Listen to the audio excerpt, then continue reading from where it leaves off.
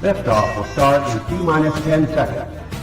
10, 9, 8, 7, 6, 5, 4, 3, 2, 1. We have ignition. It's time! 15 seconds from game 7 or from championship number 6. Jordan open. Chicago with the lead. Behind the screen. Harper got a piece of it. It comes off. The Chicago Bulls have won their 6th NBA championship. Tying run at second, 2 out. Palmero over the head of Jenks. Uribe charges, throws. Out! And the White Sox have won the World Series. To the far side around the 8-yard line to Hester. Under it and to the middle with the 15 to the 20. Break free of the 25 to the 30 to the outside. 40 midfield. 40 30 to the toe. 20 15. Hester 5. Oh!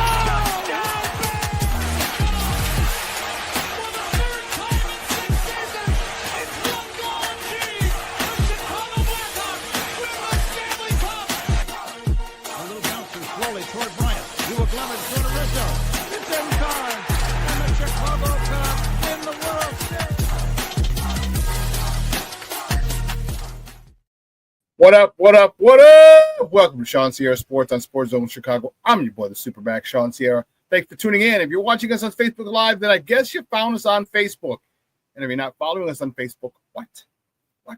Come on, go to Facebook, type in Sports Zone Chicago, click the like button, and now you're following Sports Zone Chicago. Simple. Now, if you're watching us on our YouTube channel, excellent.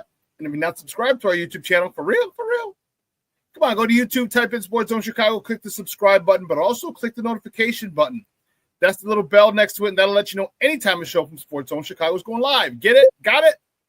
Good. Now, you can also tweet the show. Tweet us at Sports Zone Shy, that's C-H-I, at Sports Zone Shy. Now, if you want to follow me, just me personally online, want to know what I did? Let me tell you what I did. I mean, nice and easy for you folks. Nice and easy. One handle for Facebook, Twitter, Instagram, Snapchat, and TikTok. All one handle at the Shawn Sierra. We got a great show, but I need you to get interactive. So you're watching us. So whatever platform you're watching us on, whether it's Facebook or YouTube, leave a question or comment on that platform. It'll come up here in the thread. We'll put it up on the screen. We'll incorporate it into the show. And that, my peoples, is what makes this the best morning Chicago sports talk show around. And that's you.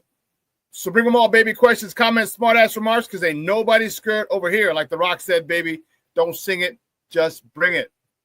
Let's check it out. This thing is jumping already, baby. That's what I'm talking about. Mr. Shorty checking in early. That's what I'm talking about. Top of the morning to y'all. Mr. Shorty. It's top of the morning to you. I thought the exclamation points were L's. My bad. Top of the morning to you. Mr. Shorty's in the house. Cornelius Squall's in the house. What up, what up, what up? ShawnSierraSports fans in the house.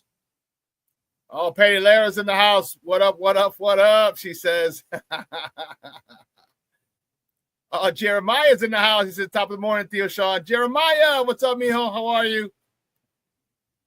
Sean Wall's in the house side. What up on a hump day? Mike. Guess what day it is?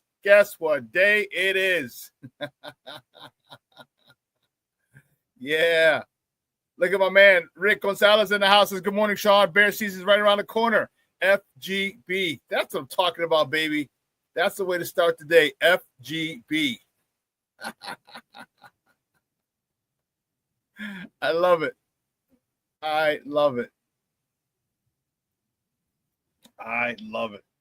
Hey, we got a good show for you. We got a great show for you. And, dude, I can't wait, man. We got tons to talk. We got baseball to talk. We have Bears. We're going to talk some Bears. All right. PFF put out a ranking for one of our units. Oh, did he? And we're going to talk about it. We're going to talk about it today.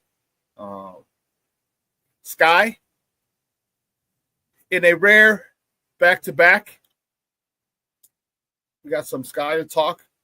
So we got a lot to talk about today. And then you and I are going to interact we're going to have some conversation. We're going to go back and forth in the chat.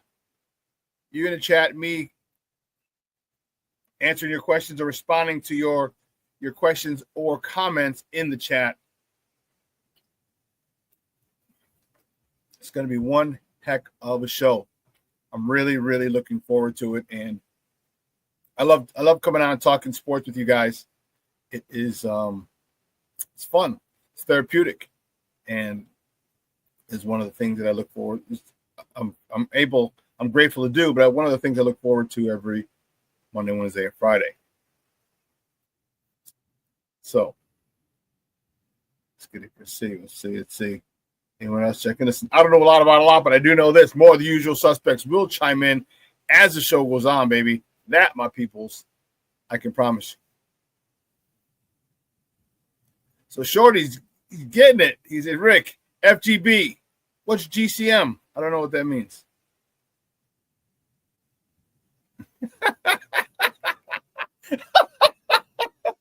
Rick, you're a damn fool. So Shorty says FGB. I get it. I don't know what GCM is. FAR, Aaron Rodgers, and like Caleb be Caleb. I get it, Shorty. What's GCM? And Rick stupid says, were you able to stay in order and not travel to Chiefs country in these last 2 days, fool? Hey, I think you need to retype that comment. It's missing something. It's missing something, Rick. I told you can't comment unless after all your comments, it has to have FGB. Te doy un pau pau. No diddy.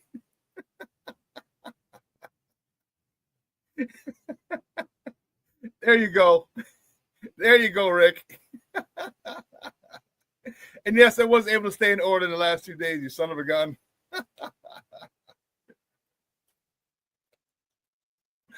You're a trip. Oh my God, dude, you're making me cry. Holy cow. You guys are killing me, Smalls. You're killing me. I love it.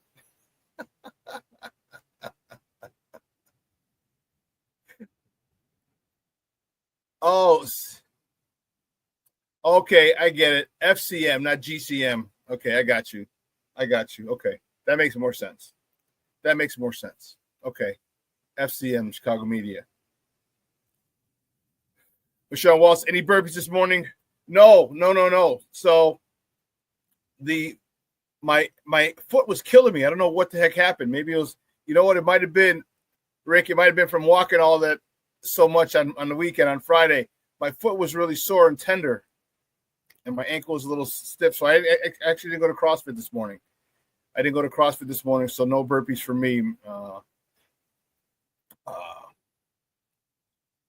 Shawn, no burpees for me. So see, there you go, Rick. That's what I'm talking about. See, that's your you know how we gotta see if and where you're at. You know how on your emails, you can have your signature at the bottom, or you have your name, your address, your name and your phone number at all the emails you send. You can preset it. I think you need to preset it here on YouTube. And everything is Rick Gonzalez or just FGB. Just FGB. King Book of World, check it. How are you? He says, salute everybody. Oh, man.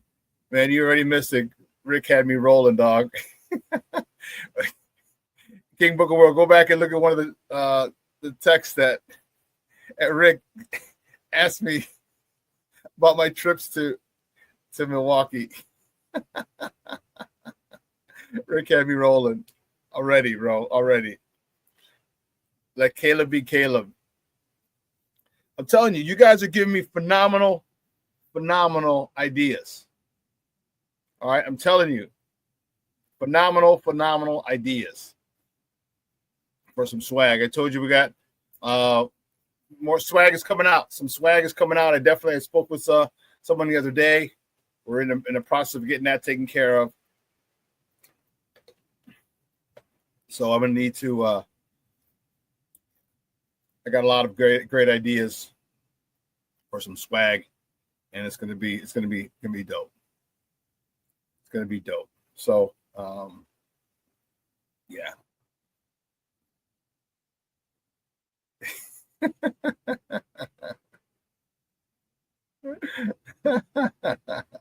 Even Cornelius Scholes says King Booker World. Oops, FGB.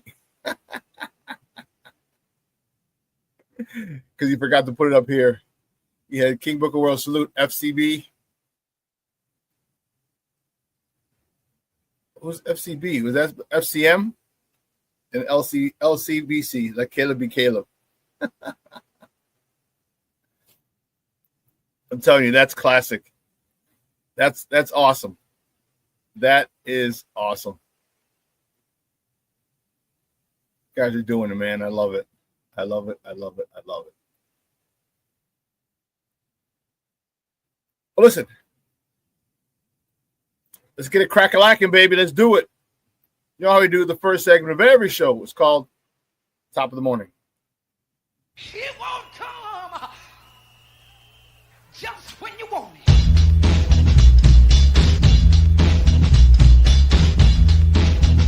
Top of the morning to you. Top of the morning to you. Let's see. Which way do we go? Which way do we go? Which way do we go? We're going this way. Cubs. Oof, rough one. The Cubs fall to the Twinkies. The Twins. The Minnesota Twins up in the Twin Cities. 8-1. Rough game yesterday. Shota Imanaga got touched up. He got the loss. He's 5-3. Went 6 innings, 5 hits, 2 earned runs, 1 punch out. Man, let me tell you. Only person Only person able to touch him up was Justin Turner. The 40-year-old, 45, the 50-year-old guy. He's 1 for 1 in a pinch hitting capacity. He knocked it out of the ballpark, his second homer of the season, driving in his 13th run of the year. And Ian Happ was 1 for 3. Same with the Cubs. The next top of the morning topic. The Cubs are back in Minnesota today. First pitch is at 6:40 p.m. You can catch that game on the Marquee Network or listen to it on their flagship station, 670 a.m. The probables for tonight's game for the Cubs. The Northsiders are going to trot out Cade Horton on the bump. He's 3-2 with a 4.15 ERA, going up against David Festa for the Twinkies. He's 2-3 with a 5.48 ERA. Cubs got to come through. It's the game one of the series, so you can't lose this, or you lost the series. Next top of the morning topic: the good guys from the South Side. They were home last night. Unfortunately, they fell to the hottest team in baseball. The team are riding an 8-game winning streak. Well, make it 9. The White Sox lose to the Toronto Blue Jays 6-1 over on the South Side. All right. Aaron Savali, he got the loss. He was 1-6 on the season. He went 4 innings, 7 hits, 5 earned runs, 2 walks. Rojas was 1 for 2 with a homer, his first of the season, driving in his 8th RBI of the season. Luis Robert and Colson Montgomery were both 1 for 2 on the day. No rest for the weary.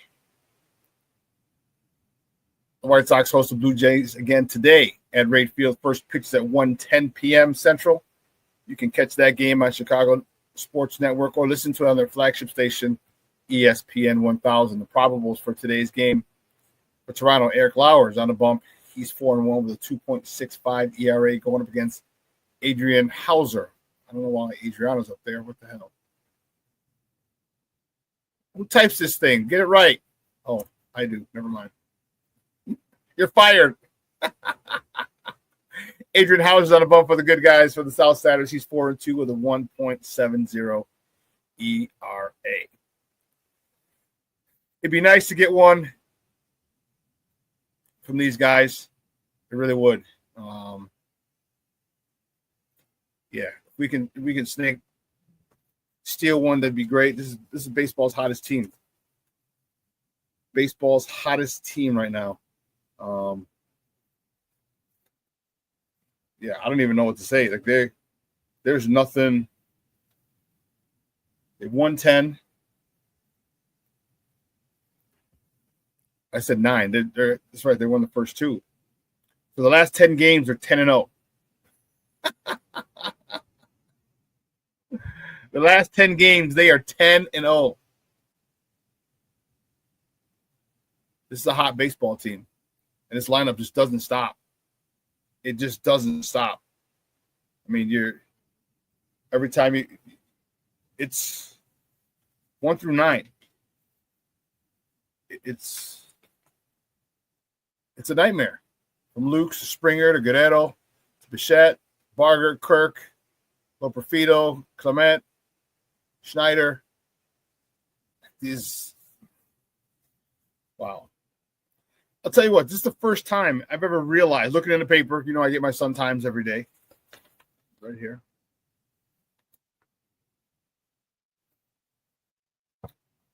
This is the first time I've ever noticed, because you know, if you looked at Sun Times, and most of them have it, they'll have the wins loss percentage, the games behind, obviously. Then they'll have their last 10 and the streak. This is the first time I've ever seen or noticed, because it's not the first time anyone's ever had a 10-game win streak in baseball. But it says last 10, 10-0, streak W 10. Just a little observation, that's all. Nothing crazy. Nothing crazy, man.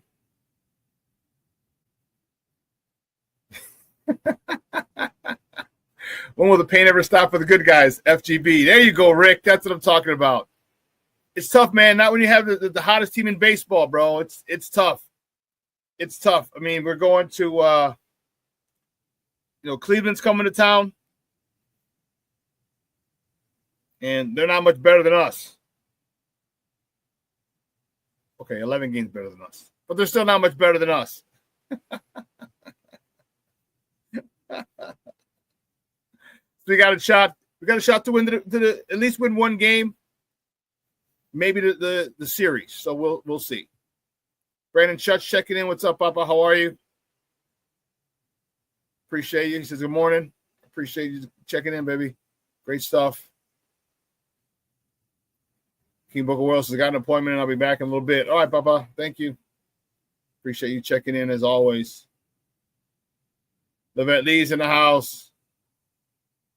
She's checking in. She says, Happy hump day, y'all. That's what I'm talking about. Levette Lee in the house. I told you, more than usual suspects. She's like, what's up, Shawn? What's up? What's up? I told you more than usual suspects will chime in as the show went on. That I knew I could promise you. The next top of the morning topic. Man, this is a tough one. Sky. My goodness. Sky lost to the DC Mystics down at the nation's capital, 81-79. Oh, man. Angel Reese.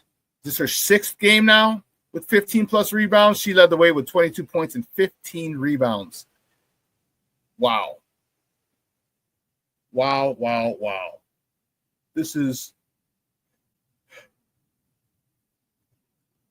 impressive. Elizabeth Williams, 20 points. Rachel Banham contributed 13 in the loss. You know, you could keep talking all the shit you want about Angel Reese and rebounds and all this other stuff. She's putting in work. She's putting in work. And unfortunately, she's the only one putting in work. All right, and that was the issue. Second chance points were the difference in the game yesterday, and that wasn't because of Angel Reese. She had 15. We need help. And she didn't get back yet, did she?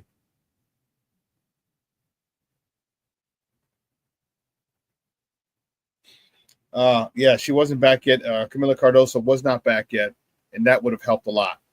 They were out rebounded yesterday. This guy gave up 16 second chance points in a 2-point loss. The game that came down to the final possession. Wow. It's unfortunate. If you didn't see it, the game was tied 79 and under 15 seconds. They gave up an offensive board. Elizabeth Williams fouled Shakira Austin with 2.8 seconds. He made both free throws.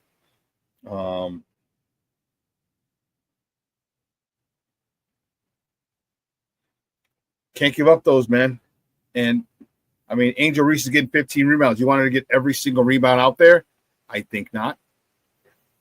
Kind of impossible to do.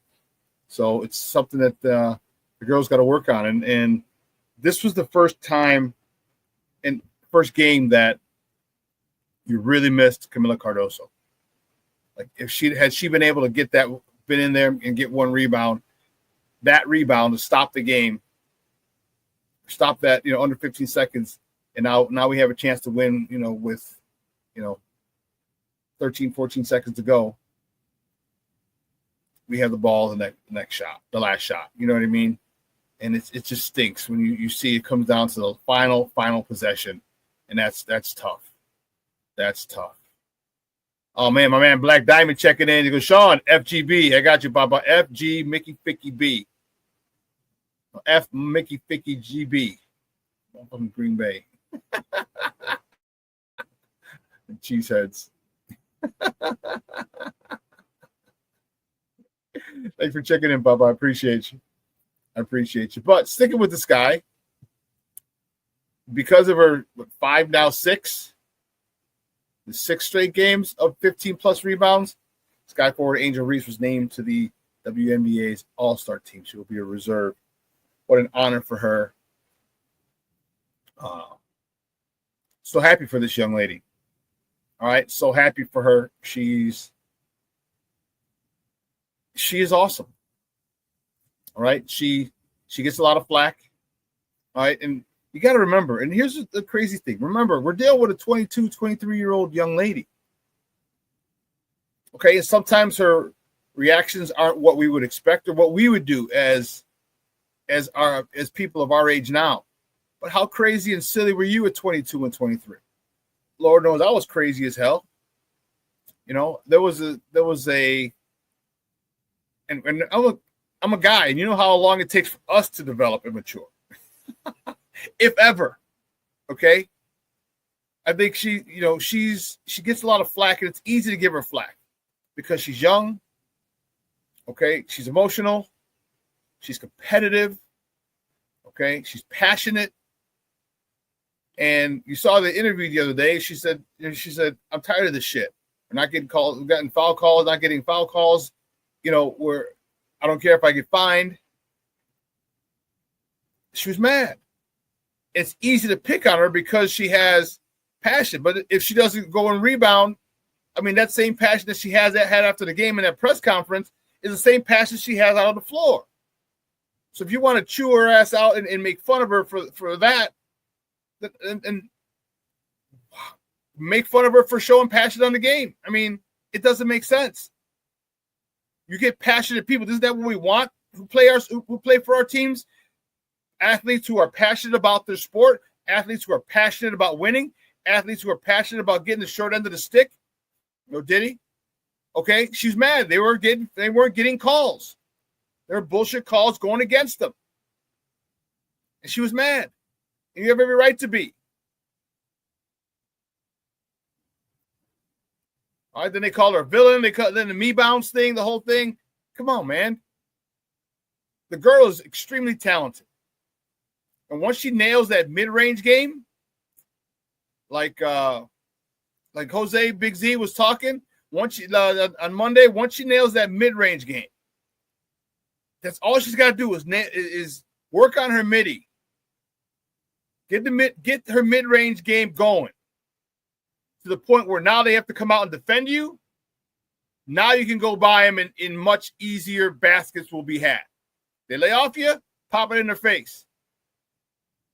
They come out, pump fake, dribble, lay it up.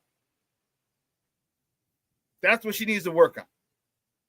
This is what I'm talking about every year. You do something better. You add something to your game. So now this year, this offseason going in, so have another full offseason. Work on your midi. And it's gotten better, to be honest with you, from what it was last year. So keep working on it. Keep working on it. And here's the thing that I would love for her to do. Make it to where it's a strength now. Make it to where you're money from 17 feet in. Anywhere in the court. 17 feet and in, your money. Because that really puts a lot of pressure on the defense. It gives you a lot of chances for wide open layups. Okay, then when you dribble to the hole, people collapse. Now you can pass the ball to an open shooter or someone else who's cutting to the lane. It helps your game, and it helps this team's game so much better just by you getting better. You know you're the face of this franchise. You know you are. And if you don't, now you know. So you've got to do everything to make yourself better, because a high tide raises all ships. When you're better, everyone else will be better. All right? 15-footer from the elbow. You pump fake. They're coming at you. You dribble. Here comes Camila Cardoso's defender. Bounce pass it around her defender. Camila lays it up. 2 points. So many situations like that can happen on a consistent basis if you get unconscious with that mid-range jumper. If she does that, she will be damn near unstoppable. Just that, not even adding a three-point shot to her game. No, just the mid-range game. And she could be one of the best players in the WNBA. One of the best. She's already, but she could be in the conversation of top 5 if you nail that midi and are unconscious with that mid-range jumper. I hope coaches are telling her this. I hope she's understanding this. I hope. All we can do is hope. Well, listen, here's what we got to do. We got to take a quick break. I got to get the warden off to CrossFit. We got to pay some bills. But on the other side of the break, we'll finish up with top of the morning topics, all right? So don't go anywhere, folks. Keep it locked right here. Shawn Sierra Sports on Sports Zone Chicago.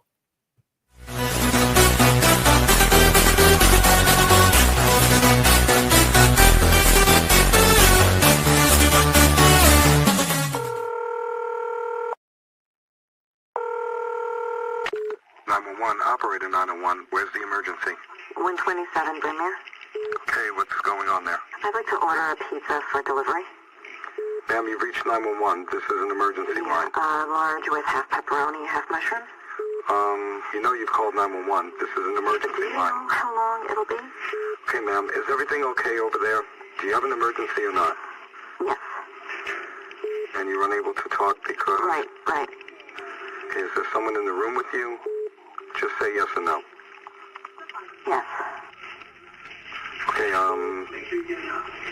it looks like I have an officer about a mile from your location. Are there any weapons in your house? No. Can you stay on the phone with me? No. See you soon. Thank you.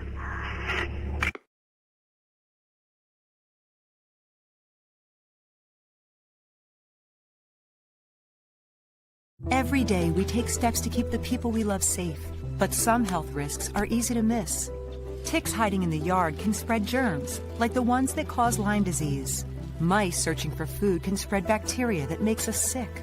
Mosquitoes lay eggs in standing water and can spread West Nile virus and more. Cockroaches are drawn to water in the home, leaving behind allergens that can trigger asthma attacks. Common pests can threaten our health. Learn how to protect your family at pestworld.org. When I'm flying, I put my helmet on, my visor down, my mask up. You don't know who I am. Whether I'm African American, Asian American, Hispanic, white, male or female. You just know I'm an American airman kicking your butt.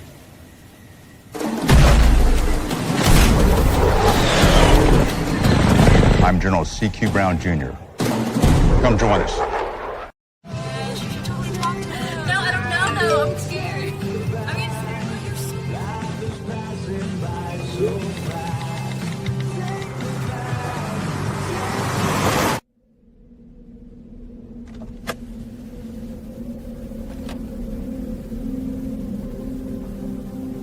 Do you know that you're in my lane?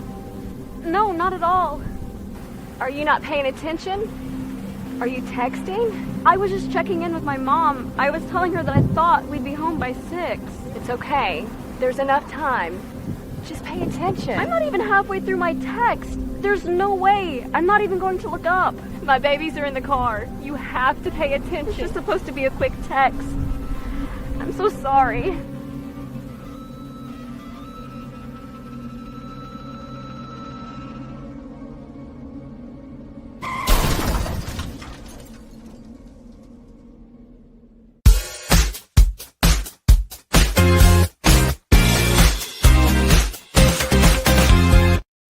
Struck out on 3 pitches in the first. A looper into shallow center, and that is going to loop in there for a base hit. Racing around second, going to third, Ian Happ. Head first slide, safe to third base. Loop single for Kyle. Second on that base hit now. Lined left field, Happ is back. A little hop and makes the catch. That ends the inning. 1. High fly ball, left field, Happ back near the wall. Jumps! And he made the catch. And Shota loves. Now 2-2. Deep drive to left. They might get on the board on this one. It's got a chance. Gone. Home run, Justin Turner. That will break up the shutout, and it puts the Cubs on the board with one away here in the 9th inning. Career number 200. To give the Cub fans something to cheer about as they. Welcome back. Welcome back to ShawnSierraSports. Those clips courtesy of the Marquee Network. Those were the Northsiders yesterday on Justin Turner's 200th career home run yesterday. He did get the ball back, which is pretty cool of that fan. I believe the Cub fan got it. And, wonder what they gave. Actually, they talked about it in the paper today. I wonder what they gave him. That's pretty cool. It's a milestone. It's a milestone. Not everybody gets to get 200 home runs, 200 home runs in their career. Did I see it? Oh, it was must have been on social media. Yeah, he got it. That's pretty dope. Just to get 200 homers. It's a lot. It's a lot of homers. A lot of at-bats, a lot of hits. And let me tell you, hitting a home run, hitting a baseball is the most difficult thing to do in sports because you have no control over anything. You have no control over that pitch, what pitch he's throwing, the movement of the baseball, and you have to react. And that's why home run hitters are so well revered, because that is the most difficult thing to do in sports, in my opinion.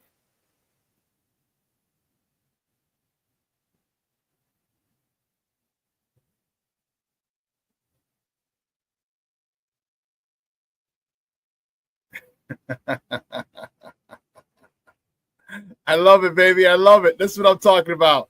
Rick said, I thought the season just started in the WNBA. All-Star game already? ... FGB.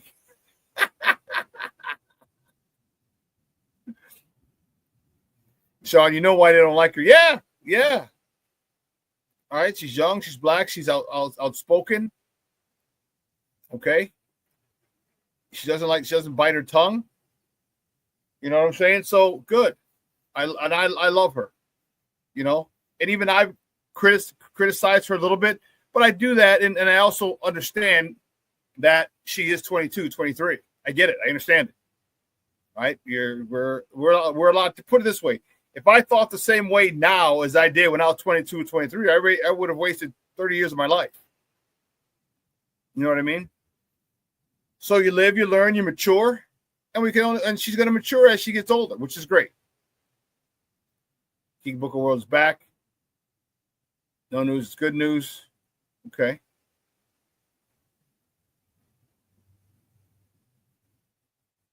Cornelius says, funny, when they start talking about moving Justin Turner, he gets a home run. Yeah. Cornelius calls his top of the morning, Black Diamond, FGB, and LCBC.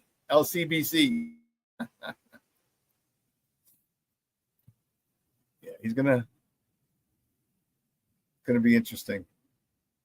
Well, keeping it moving. We got a couple things left in the top of the morning before we move on.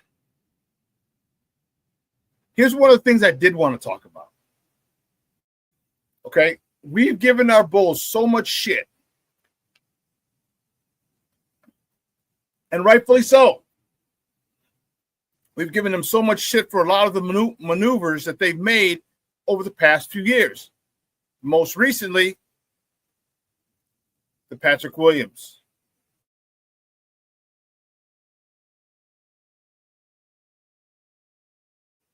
Sorry. Here's one that actually had me smiling. I'll tell you why. This top of the morning topic, Josh Giddey and the Bulls are at a stalemate. The point guard is not expected to get a $30 million average annual value on his next contract. They're at a stalemate. I told you the other day, they are Grand Canyon sized apart from a negotiation. Grand Canyon sized distance. And that's good. I am all player. I want the players to get as much as they can at all times. Okay? Especially for football. Basketball is a different story. Basketball is a different story. But there's no need to do what you did in the Patrick Williams situation, that is negotiate against yourself. Just because everyone says he's going to get $30 million doesn't mean you have to offer him $30 million. What the Bulls did right this time, one of the few things they've done right, is they signed him to a tender sheet. They signed him and said, okay, go see what you can get on the free market.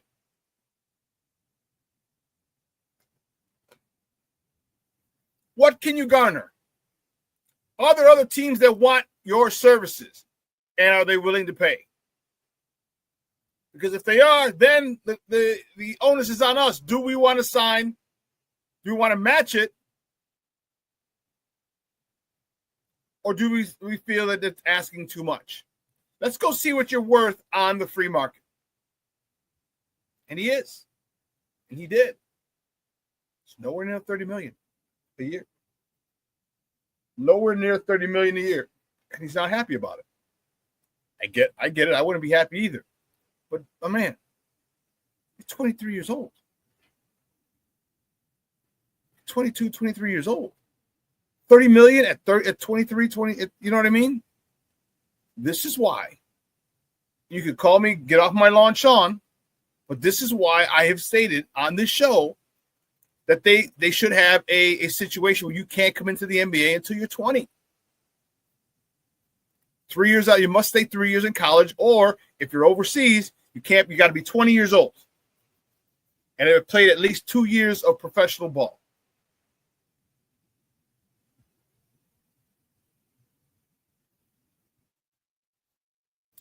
At least 2 years of professional ball. You have to. Because now you're giving guys $30 million now. You're offering $30 million a year for a guy that you don't know what he can be. He had a good season with us last year. Yes, he did. Can he be consistent with it? I don't know. Do you realize he's expecting the same amount of money Michael Jordan made his last 2 seasons with the Bulls? And I get it. That was 30-something years, 27-something years ago. 97 and 98. 96, 97, 97, 98. It's like 25, 28, 29 years ago. Almost 30 years ago. But come on, man. For someone who's not as developed. And I get it. Rising salaries. I get it. I understand. I get it. But, man, he's not even in his prime yet. See, now, if you get a guy, if he comes out and he's 20 or 21 and a 4-year deal, now he's 25. Now he's in his prime. Now you have a good idea of what he's going to be. Okay? Kenny Smith said it in social media, I forgot, or what podcast, that Michael Jordan was the best all-around basketball player he's ever seen. Fundamentally sound. Because he stayed in college for 3 years. And what has my argument been? You get more, the floor for players is higher when you go to good programs and you stay for 2 or 3 years.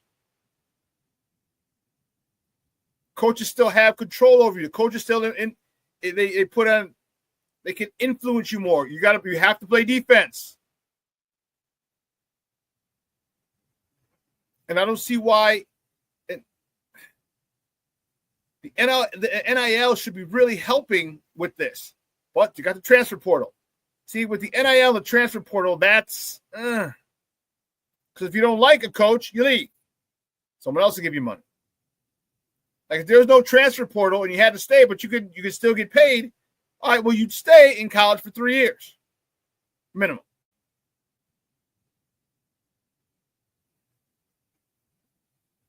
But I just don't like it, man. I'm happy the Bulls are being fiscally responsible. I'm happy the Bulls are not shooting themselves in the foot like they have in the past. I'm happy they're learning from their mistakes. Because re-upping on Patrick Williams, P. Won't, was a huge mistake. Huge. And now you can't get out from underneath that contract. No one wants that dude and his contract. Nobody. Nobody. I ain't mad at him. He hasn't shown it.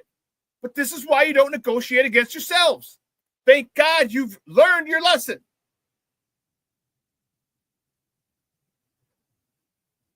So, Josh, if you only get $20 million a year, I feel for you, bro. I feel for you. It's going to be tough. It's going to be tough living in Chicago on $20 million a year.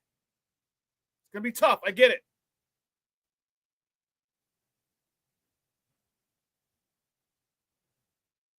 I don't know how you can afford one of those nice 3-bedroom condos downtown.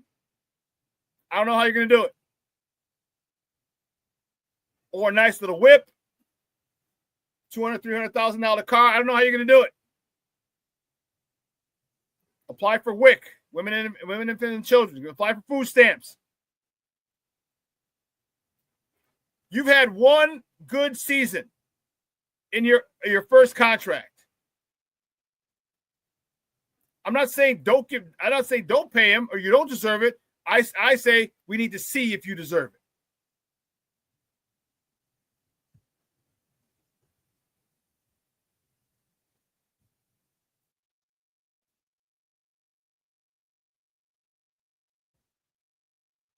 Black Diamond says, Shawn, I say the exact same thing all the time. I was a knucklehead when I was 22. So was I. So was I. I hear you, baby. I feel you. I was 21, 22, and 22. I was playing football in Italy. You couldn't tell me a damn thing. You couldn't. It does, Rick. Rick says 30 mil for Giddey seems crazy, Shawn. FGB. I agree. Cornelius says, I agree. That's the best way to handle the Josh Giddey situation. Here's what you can do. You can sign him to a $23 million contract, average AAV contract over 4 years. Guess what? When you come out, you're 27 years old. Whoa, you actually will be right in your prime. And if at the end of that third year, you're tearing up the league, and we're running deep into the playoffs because of you, Josh, then you can go back and renegotiate.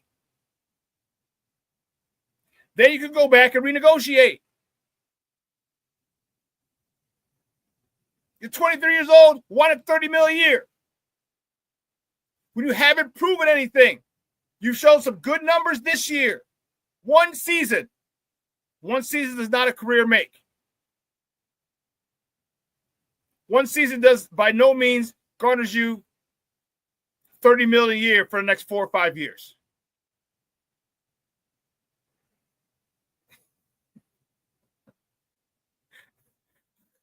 Rick's a fool. Also, how about you weigh more than 135 pounds like our boy Noah, aka Pippen out of Olympic. And Pippen was skinny when he came out of Central Arkansas. He was skinny.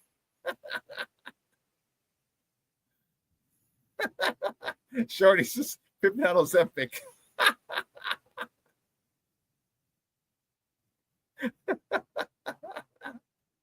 King Booker Will says, Rick, yeah, I saw Noah. Damn, that boy a buckle 5 with janitor keys in his pocket. But Shawn says that contract will get dragged out. I think it will.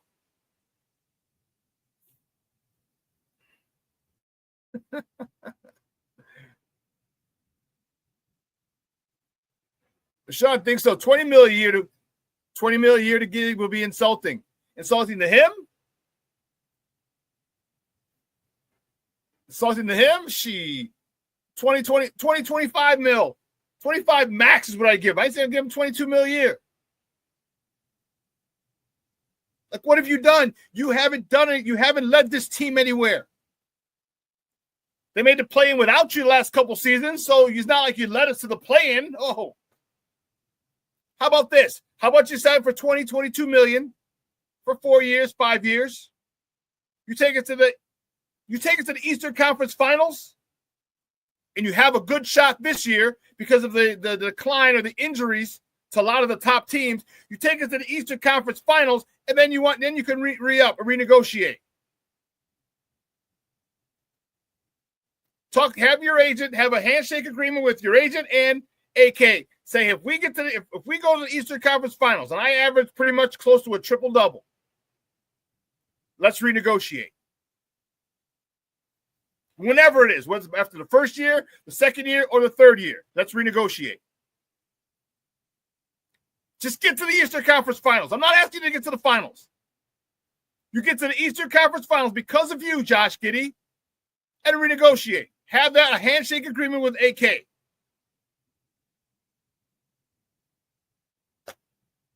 Want to bet on yourself? Bet on yourself.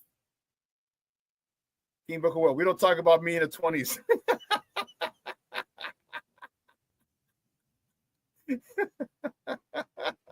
Mr. Shorty says, Book, I would pay to hang out with you.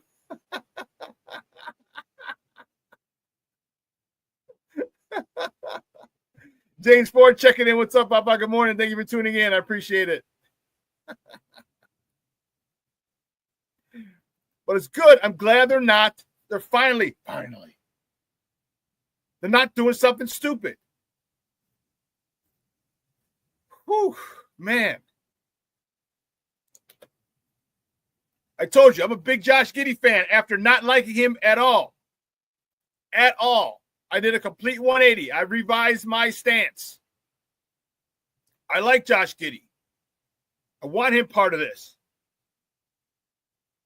He can be a huge part of this resurgence of the Bulls. But not 30 mil right now. Not right now, Papa. No. As Shorty says, janitor keys in his pocket, effing hilarious. I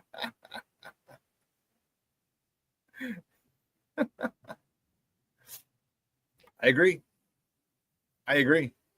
And let's hopefully, and I don't know if it will be, but hopefully this is a sign that AK is doing better, is going to do a much better job of negotiating, of handing out contracts, of checking the temperature in the room before just say, oh, okay, you think you're worth 30? Okay, cool. Here's 30 when no one else is going to give him 30. Hope this is a sign that things are changing a little bit. I hope so. We can only wait and see. That's it. Cornelius, beautiful. James Ford, top of the morning, FGB and LCBC. For those of you who don't know, FGB is Buck Green Bay, and LCBC is Let Caleb Be Caleb.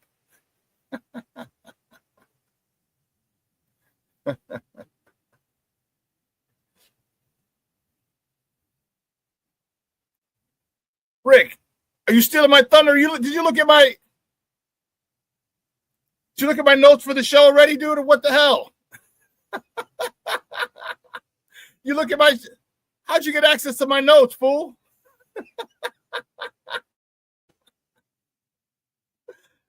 So it's just biding time. We're going to talk about that all next. Look at. Boom. I had this ready for you.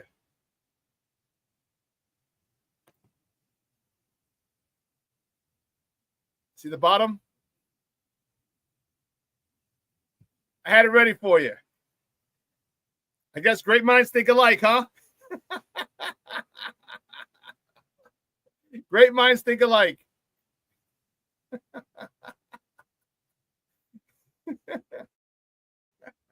Like, listen, fool. You teased it earlier, my man. FGB. Quick, baby. Southsider, man. Don't mess with Southsiders. That's what I'm talking about. Here's what we'll do. We'll get into that. So what we'll have to do is we'll get it. We'll take our commercial break a minute or so early. All right, we'll take this commercial break. On the other side of the break, we will get into that conversation. All right?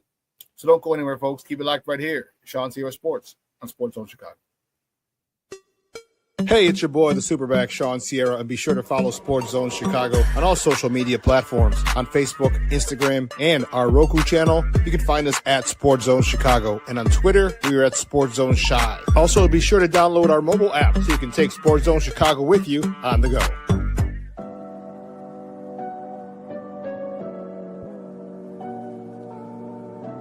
How do you take care of your mind health?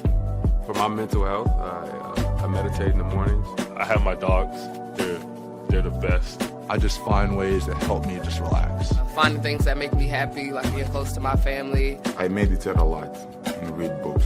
I have hobbies outside of the game. I'm able to switch off. I'm able to turn my brain off from the game of basketball. Your mind health matters. Your mind health matters.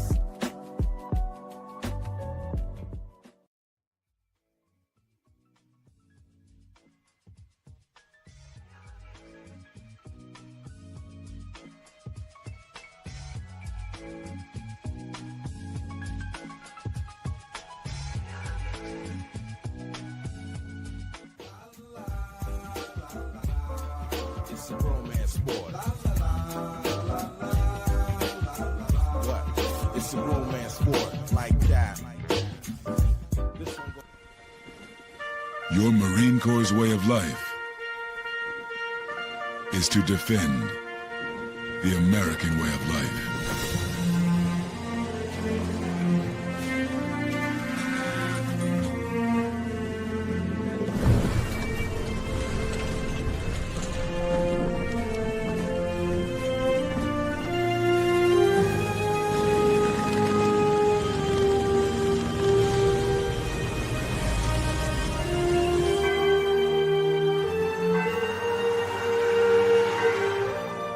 Every day,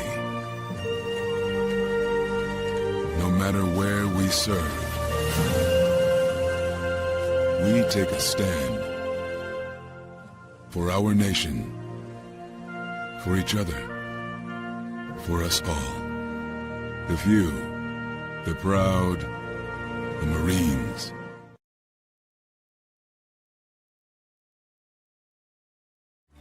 Everybody in a work zone is someone's somebody. This is my mom. She works for KDOT. This is my dad. This is my mom. This is my daddy. This is my sister. This is my daddy. This is my son, Scott. He was killed while working in a highway work zone. When you drive through a work zone, drive like a life depends on it. Because it does.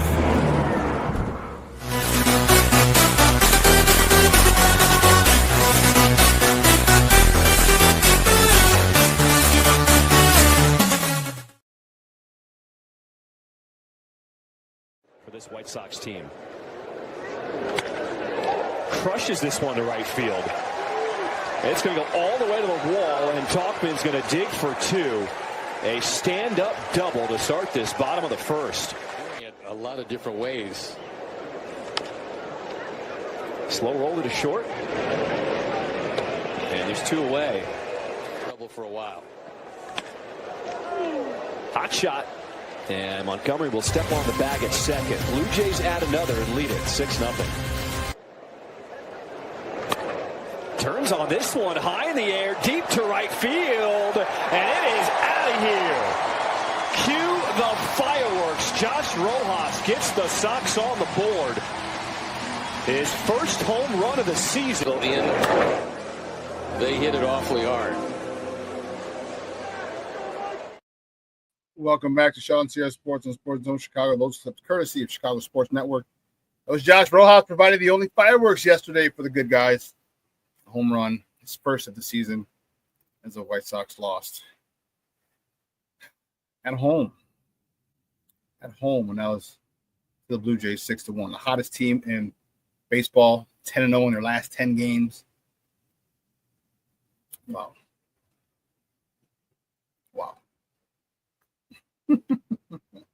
10-game winning streak. That's crazy. That's insane. See what my people are talking about.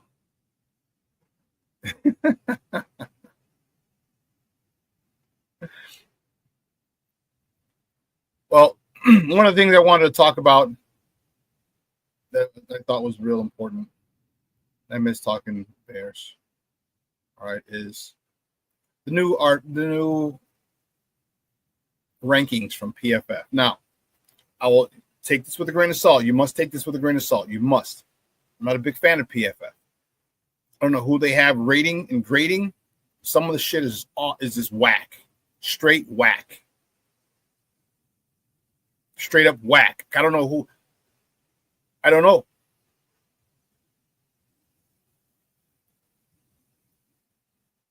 I don't know. I just don't like that. What they're doing is some of the things that they do is it just boggles my mind. It does. But according to PFF, Pro Football Focus, the Bears have the fourth best offensive line going into the season. Okay. Well, okay, cool.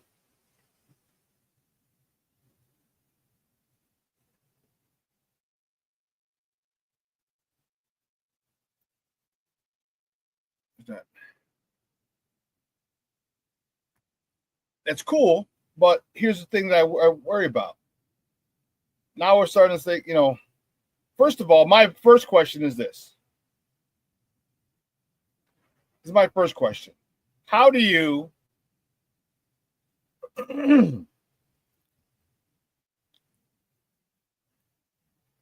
say that they're the fourth best offensive line when they haven't played together?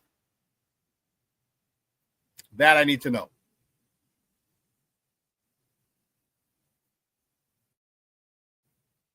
How?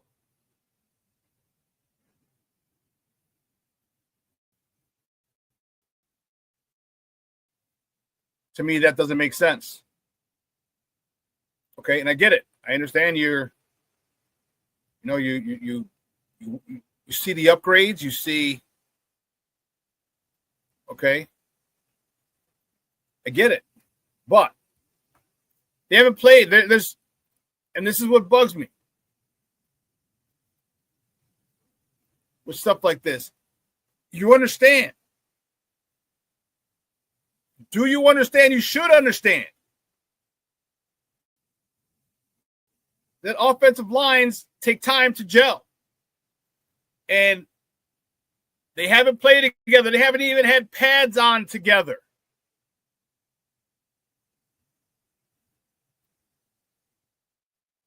So an article by Sports Mockery.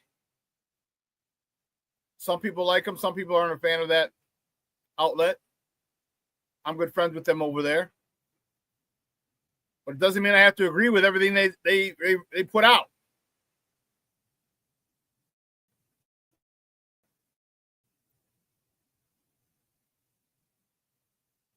In there, it says, when was the last time the Bears had a top 5 offensive line?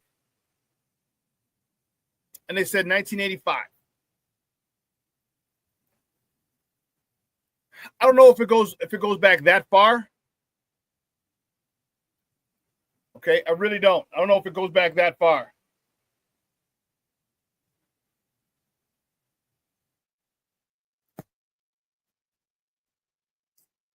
All right, because I just don't. Oh, yeah, it's 10 o'clock. They might be gone. So, in case you're wondering, I highly suggest you look into getting your Bears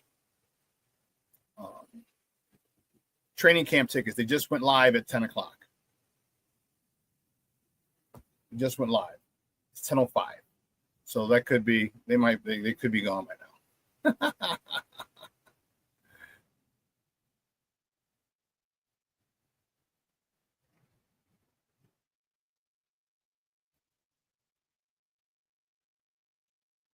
I don't know. It's crazy. It's not coming up. My Wi-Fi is acting crazy. But anyway, Rick says, and that's with Braxton at left tackle. I think that's Ozzy's job. Okay. King Book of World says, I can't stand PFF. That's the sound I make when I hear stupid shit.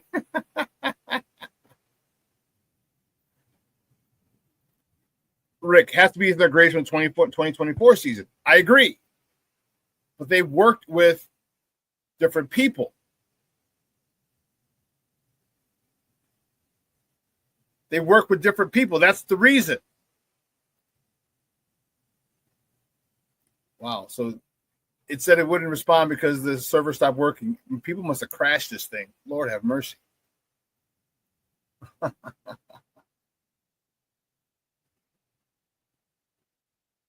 They've worked with different people. They're part of different offensive lines. So their grades, you have to understand your grade varies on who you're next to. All right. Junior is in the chat. One of my former offensive linemen. He'll tell you. You might have a guy who's able to cover up or help you out in a pinch on a regular basis. Ticketmaster's not even coming up. Man, everybody's on them.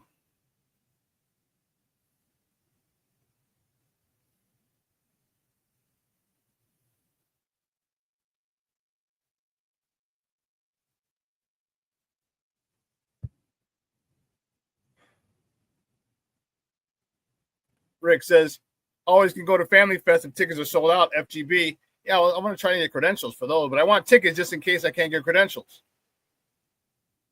People are going to be selling those tickets too, those rat bastards.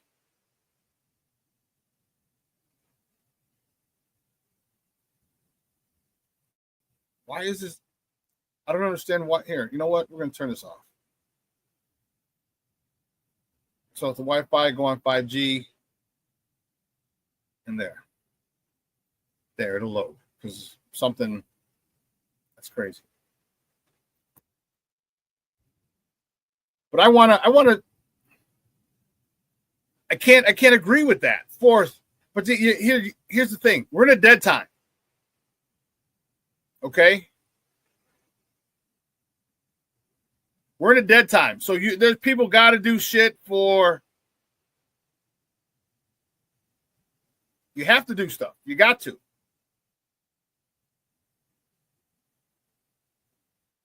Oh, here we go. Chicago Bears training camp. You're going to have to do things to get people engaged. You know what I mean? You got to do stuff to get people to click. There's still got businesses to run. So I don't.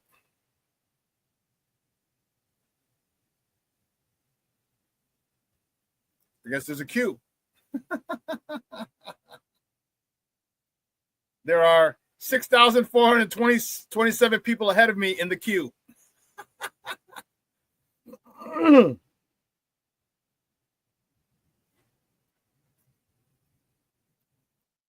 well. That's crazy. That's crazy. Let's see. Thursday. We'll try this one.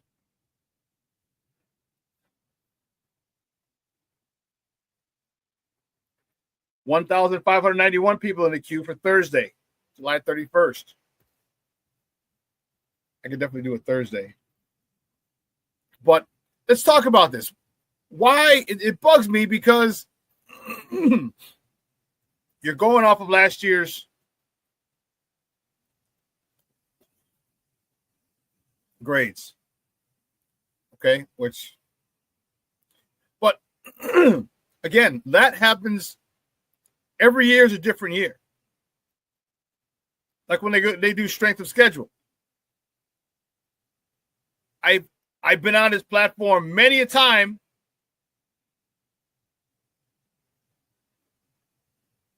$1,510 people now. I've been on this platform plenty of times saying strength of schedule shit means nothing. It means nothing. Because how many times do we see teams? There are teams that are worst to first. Every year, there's always at least one team that goes worst to first, from worst in their division to winning the division.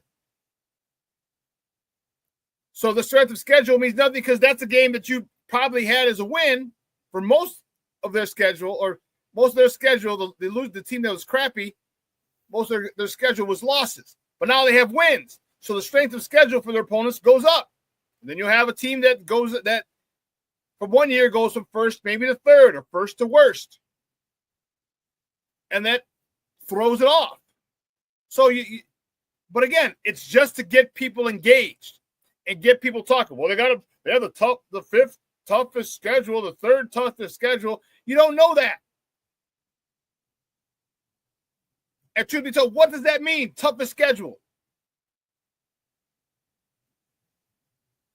Like, why are we arguing this? He's the toughest schedule. Who says so? Teams have bad games. Players get hurt. People have bad seasons. So all this bullshit is literally just that. Bullshit to get you to click. And let's just talk about, let's get everyone to, it's clickbait. Because you can't, it just bothers me. It bothers me big time about this. And then they said the last good offensive line was 1985. No, it wasn't. 2018 was a good one. 2013. Okay, another good year.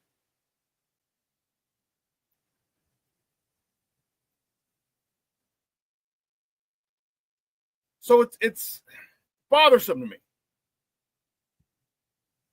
Like, who wrote this article? Was it Eric?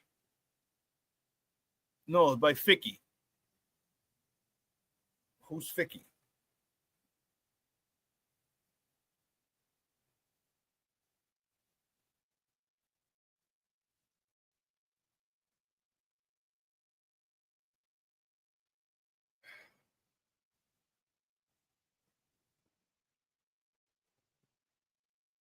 All right, let me not do that. But this isn't the only publication. Other publications do it too. I mean, this wasn't even Sports Mockery. It was PFF. You know how I feel about PFF. They're nonsense.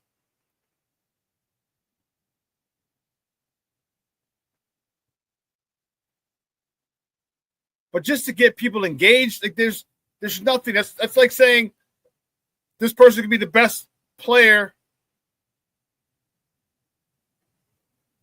at their position. Like, you can't say that.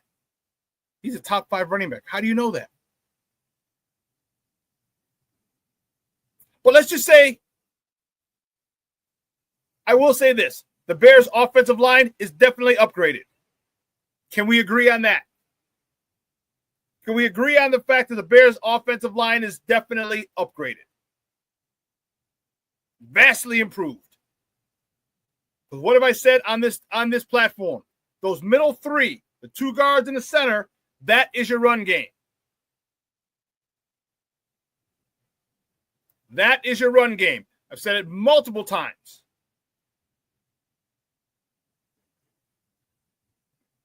So with that being improved,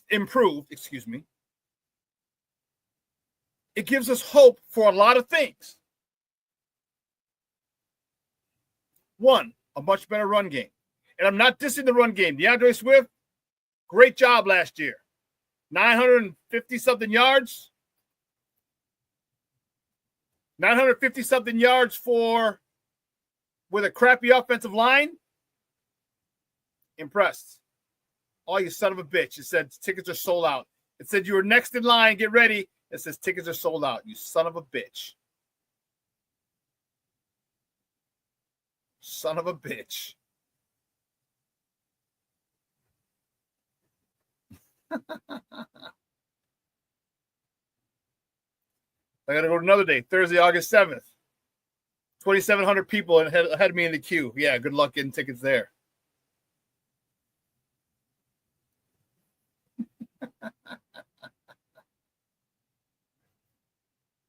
I was trying, bro. I was just trying to get the tickets.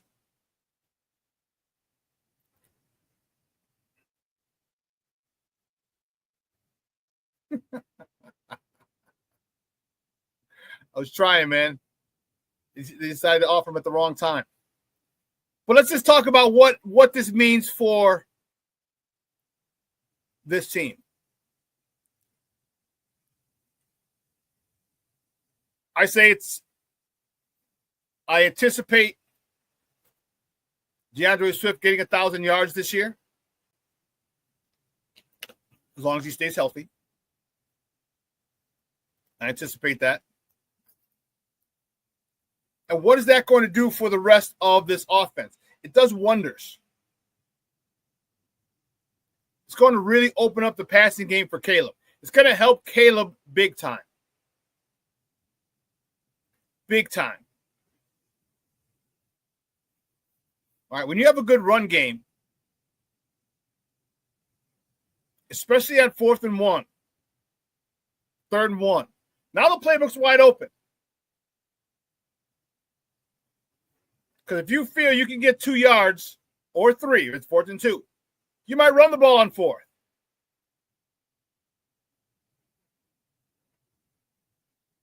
So if you're in a defense, it's 4th and 2. You're in a defense. Okay, they're going to pass. 4th and 3, they're going to pass. You might have a nickel back in. Take out a linebacker. Well, now that's one less big body in there you got to block. And with that, I can see that run game being better. I can see Caleb being better. Here's where your tight ends come in big time.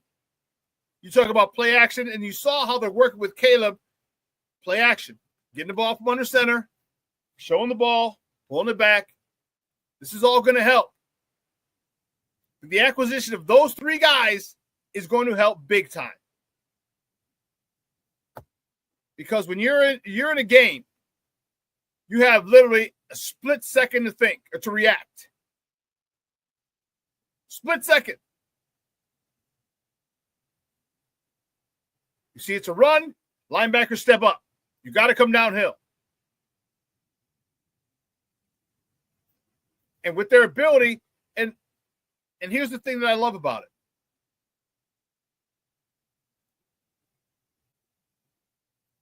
If Caleb becomes very good at the play fake, getting the ball in the running back's gut, pulling it out. The threat of them running the ball on 4th down or 3rd down, those linebackers have to come downhill fast. If it's 4th and 2 and you know that they're not going to run the ball and they still play action fake, the linebackers coming downhill is going to be half-assed. It's like a step just to make sure and then drop back.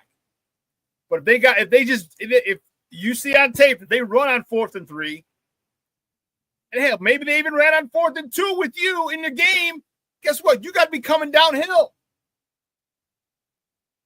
So now Caleb fake with the ball fake, with the play action fake, pulls the ball. Now the gap between the linebackers and the secondary is so much bigger. Now the tight end that we have, the Cole Kmets and the Colston Lovelands,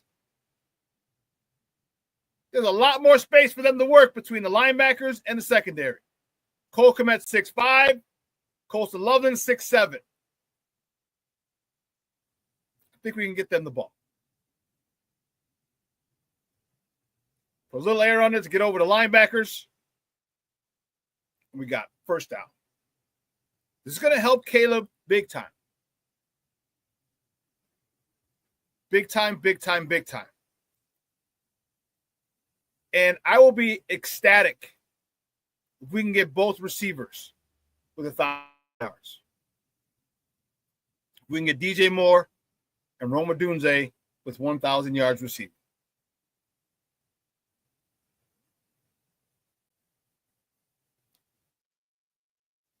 And that's going to come not because we throw the ball a lot, because we're going to hit people for big chunks. We're going to hit people, and we talked about it on Monday. We have yak monsters. We have yards after catch monsters. DJ Moore is a yak monster. Rome Odunze led the NCAA in yards his last year at Washington. Luther Burden, yak monster, led the NCAA in yards after catch last year, this past season. So we got guys who know what the hell to do with the ball when they get it. Colston Loveland, same thing. We have guys who know what to do with the ball when they get it. So now you're going to see a 10-yard pass and a 22-yard run for 32 total yards. All that goes on Caleb's stats. That goes on the receiver stats. So you don't have to chuck the ball 50 times a game to have 300 yards. You don't. You can be very efficient with it. You can be 14 to 20, 14 to 21. Make it nice and even. You're 67%, 66.666666666%. You have 350 yards.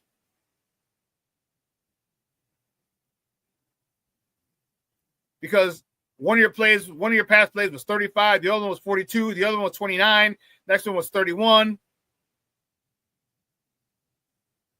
Because you got yak monsters. Why? Because this run game is going to demand the respect of the front seven. Anyone who's played defense in here will remember this, and you may have heard this as well as a non-football player. We have to earn the right to rush the passer.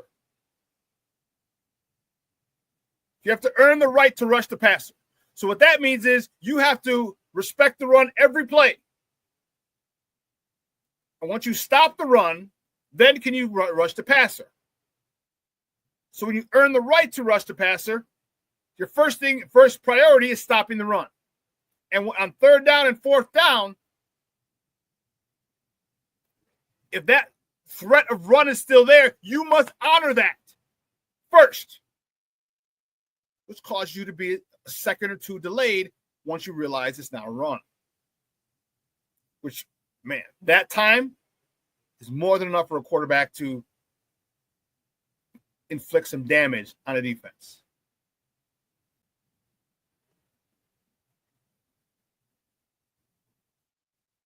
Mr. Shorty. My $2,000 Caleb, number 1 of 5, gold-plated rookie card arrives today. $2,000 on a rookie card? Ouch. That's how confident I am in him. He will become the Bears' GOAT.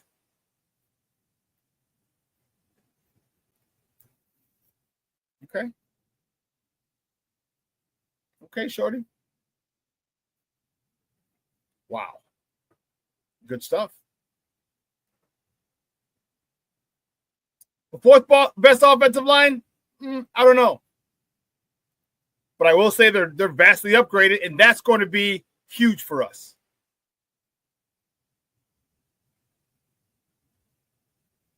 Yeah, I don't. Mr. Shorty says, sorry, Walter. Well, if he can lead us to a Super Bowl title or two, then we can have that conversation. But until then, and I know you're not saying he's that right now. You said he will become.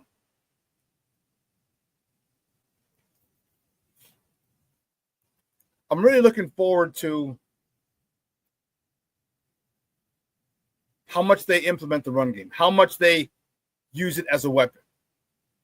Because as I said, when you aren't afraid to go for it on fourth down like Dan Campbell wasn't, and as a defense, you understand, damn, they might run the ball on 4th and 2.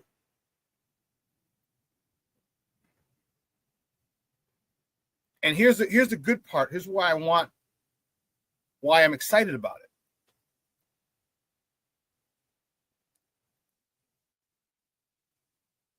Well, what did they say?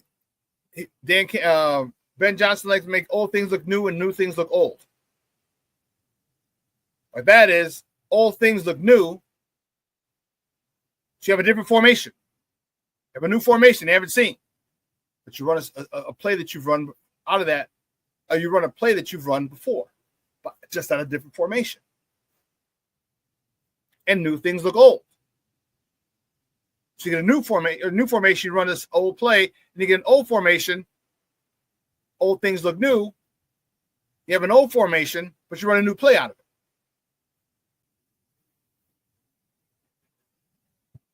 You're right, Shorty. The T formation, baby. So now you're in a bind. You're like, shit. I saw this on film. They like to do this, this, and this off of this, but it's fourth down. It looks like a pass play. So if you cheat at all, say it's gonna be a pass play. Because what I saw is this receiver lets them run a slant. They like to throw a slant behind me on film. I might cheat. It's fourth down. We need the ball back. What if we're losing? And we need the ball.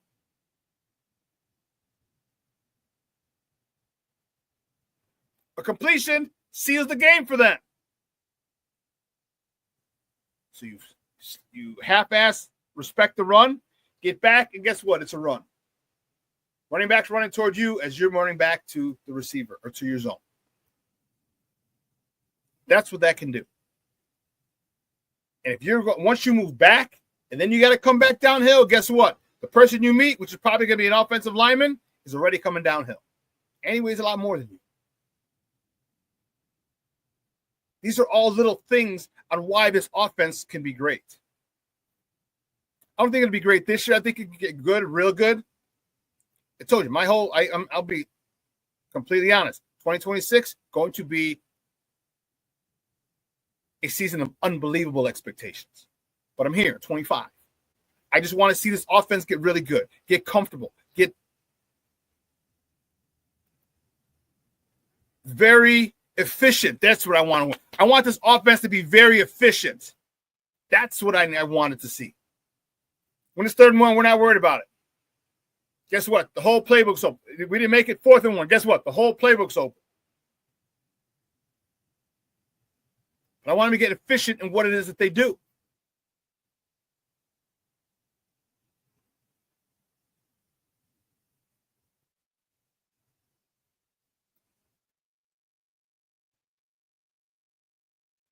Rick says, I hate when you say 2026. I know what you mean, but I want us to be great in 2025, FGB. I don't know if we'll be great. I don't think we'll be great in 2025. I think it will be really good in 2025. Just because I don't think we can be great doesn't mean we can't have a really good season. If we win 10 games, that doesn't make us great, does it? If we go 10-7, does that make us great? No. Can we get to the NFC Championship game? Yes. That's why I said I'm still here at 25. And I can't wait to see how this offense and this team develops. But I don't think we can be great this year. Good, very good. I think our floor is good.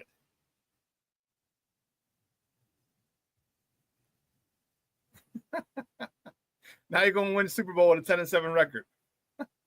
It's possible. I'm not saying it's not possible.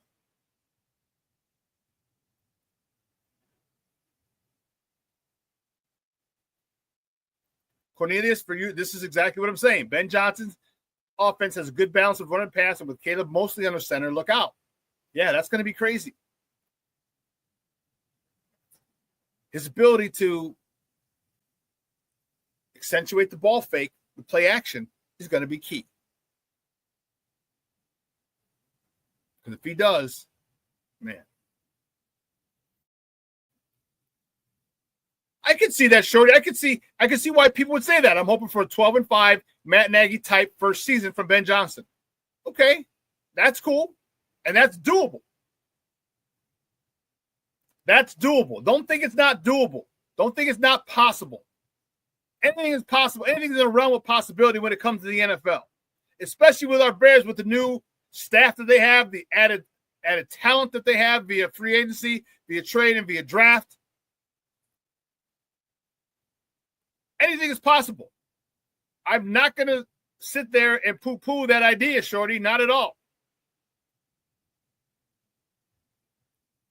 That would be awesome. That would be awesome.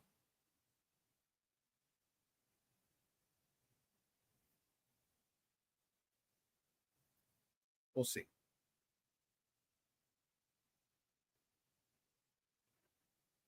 I'm okay with I'm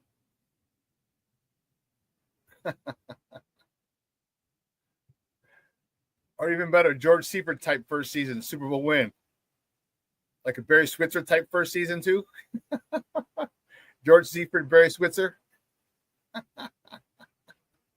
I'm not going that far, Shorty. Hell, if we go 10-7 and lose in the divisional round, I'm good with it.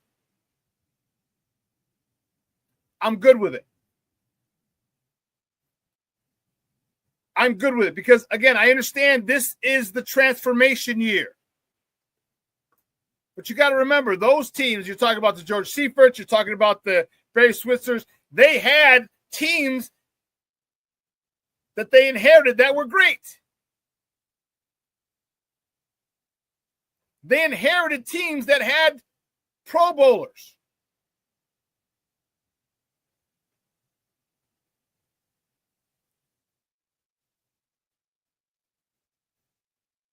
They had that.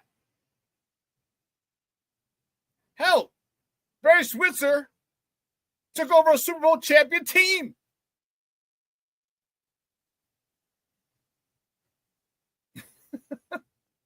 So it's not like he had new faces. Yeah, of course, the bottom of the roster has changed. But you still had Troy Aikman, Michael Irvin, Emmitt Smith, Eric Williams, Nate Newton. Still had it. So him coming in, that was built of Jimmy Johnson. So we can, I don't know if I can, I don't see that. Again, not that it's not impossible. It's just very difficult to see. That's all I'm saying. That's all I'm saying. Let's take a quick commercial break, a quick one. All right. On the other side, we'll finish up with this Bears conversation. All right, so don't go anywhere, folks. Keep it locked right here. ShawnSierraSports on Sports Zone Chicago. Hey, it's your boy, the SuperBack, Shawn Sierra, and be sure to follow Sports Zone Chicago on all social media platforms, on Facebook, Instagram, and our Roku channel. You can find us at Sports Zone Chicago, and on Twitter, we are at Sports Zone Shy. Also, be sure to download our mobile app so you can take Sports Zone Chicago with you on the go. Time out. How are you feeling right now? Happy? Excited? Angry? Overwhelmed? One of the best things you can do for your mind health is to name what you're feeling. It can sharpen your awareness and help you talk about your feelings with someone you trust. Here are 3 questions to ask yourself. Where are your thoughts right now? In the past, the present, the future? Do you notice any sensations in your body?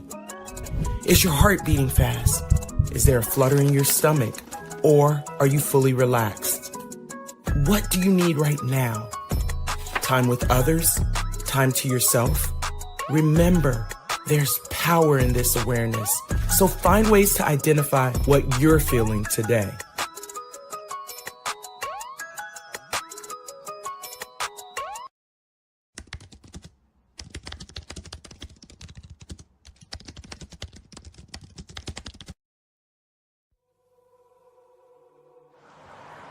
At a time when the news seems as subjective as the partisan politics dividing this country, Independent professional journalism has become a resource people need to get the honest and accurate information for their lives. That's why I created JonahJackson.com. As a born and raised Chicagoan, I know the city better than anyone. So my investigative stories are all original, and they'll go deeper to expose the truth by using information obtained from public information databases and in-depth interviews with the movers and shakers.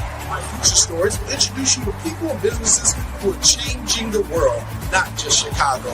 My missing person stories will spotlight those who you don't hear about in the mainstream media who are often overlooked. If you want to hear my personal views on things around the world, check out my blog site, which is based off of factual information on my life experiences. There's also past episodes of my weekly sports podcast show, What's Up Cuz, that I host with my real-life cousin, Lance Irvin.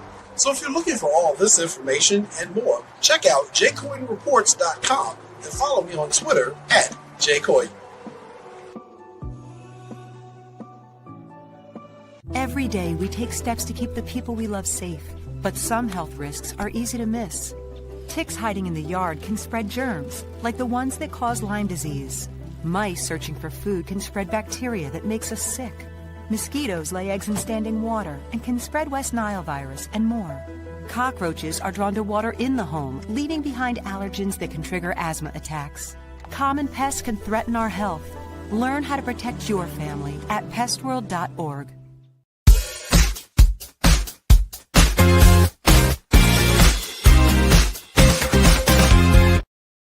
Lost her footing and the handle.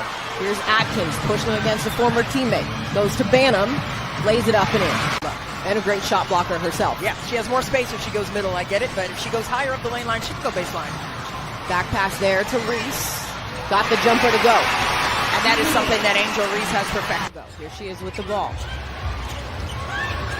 On the low in out. Here's Williams. Nice finish, nice dive from Banham. Was sidelined in the first half with those 3 fouls. Reese with 5 seconds. Back cut by Onyenwere. Nice dive. Williams attacking back the other way. Does not go. Westbell the offensive rebound. Goes to Atkins. Nice drop to Williams for the bucket. The basketball and let her work. 3-point lead here for Washington. Banham ties it. Ooh, Charlie. Welcome back to ShawnSierraSports on Sports Zone Chicago. Those clips courtesy of the WNBA. Those with the girls yesterday in a 81-79 loss to the Mystics in DC. And I'll tell you what, I saw some really good interior passing by the girls. Man, they look good when they got that ball moving. They look good. They look good. How can they do it today? And hopefully Camila Cardoso is back. King Booker, well, what's up with your future ex-wife? Tell her she got to get back. She got to get back to her team. They need her. Big time. Big time. But where were we?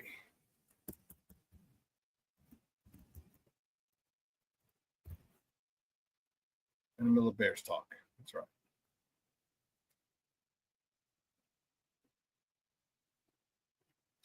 So I was saying I'm responding to article from PFF. I should say article. They put out a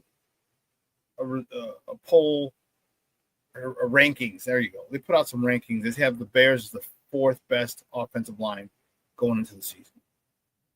All right. It's impossible to tell what it is. Okay. Can't go by stats because there aren't any crazy number of stats that you can use to grade offensive linemen. It's not like yards, touchdowns, turnovers, catches. Okay. Something a lot more, it's deeper than that. But also something that has to be developed. The chemistry has to be developed. So for them to do that, I think is crazy. Then also an article in Sports Mockery where the guy says this is the best offensive line since 1985. I think that's a bit much. The last great offensive line. Do you see it's a great or top 5? I mean, let me double check. I don't want to miss.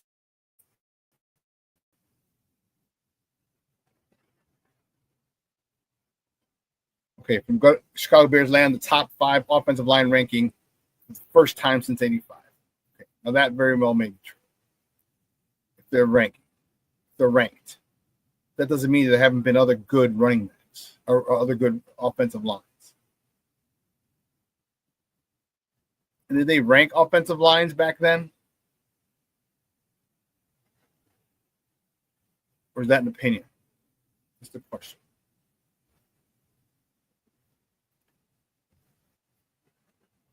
But there's a lot to look forward to. Now, the things, and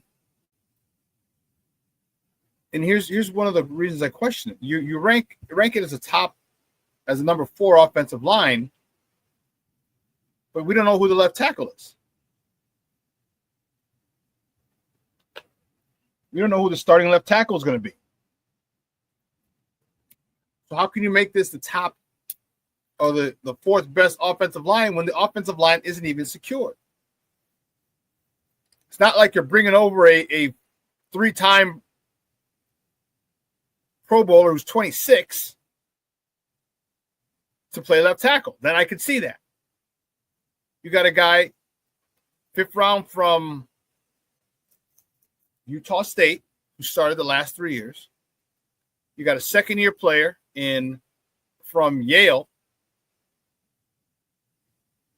who's completely overmatched because he was injured last year, got no offseason work, no preseason work, gets thrown into a game against Minnesota Vikings, whose defensive end was having an all-pro year, looks horrible. Then you bench him the next week so you can really shit on his confidence. And then you have a rookie from Boston College. So that left tackle position is far from secure. And the guy from Utah State, the guy who's been the blindside protector for the quarterback, or was last year for Caleb, is coming off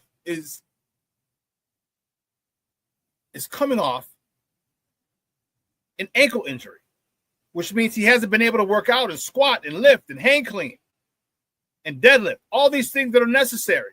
And his biggest issue was the bull rush. So for him not to get stronger in his lower extremities is going to be an issue.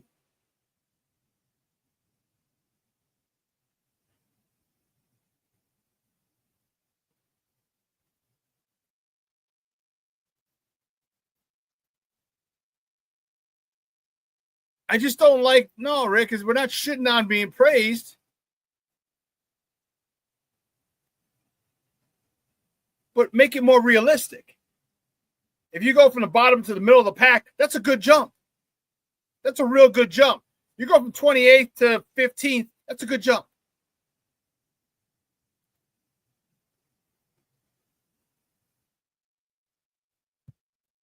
Make it realistic. They haven't done anything. I just by the additions, yes, we are vastly upgraded.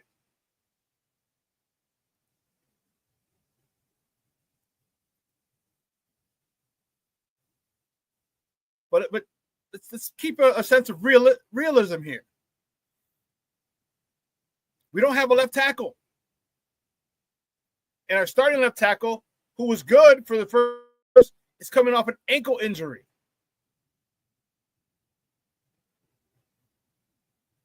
So we really have a problem or a concern at left tackle.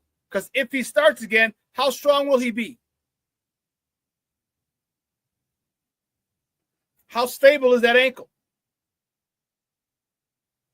I'll tell you, man, we lifted all summer, all off season, and really kicked it up in the summer. He hasn't had that opportunity.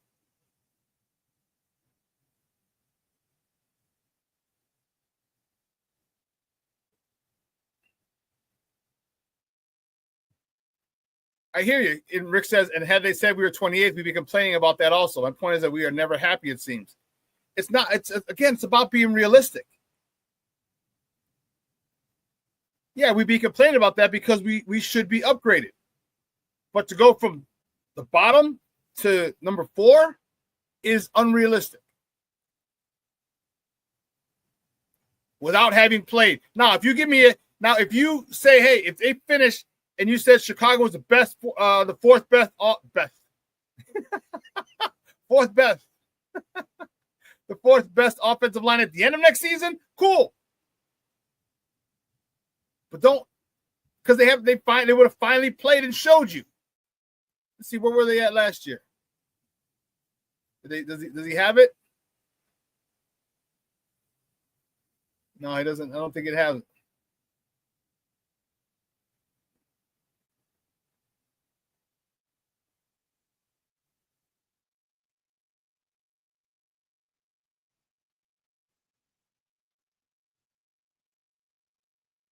No. No my sacks allowed and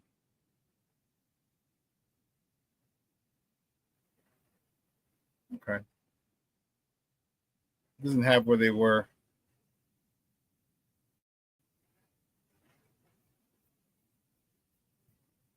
Yeah, it doesn't have where they were before. I just want a sense of realism. Stop it. Don't blow smoke up my ass and don't, you know what I mean? Like, don't say, oh, we're the best team ever created. No, we're not. We're vastly improved.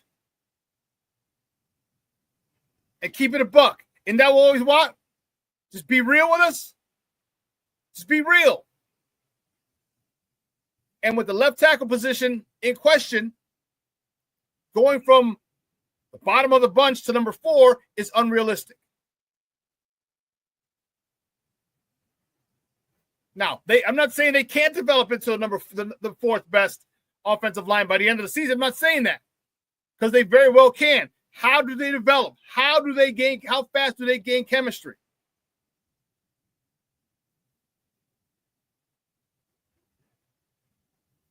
Because if they do, well, guess what? Then they're going to start moving up the ranks quickly.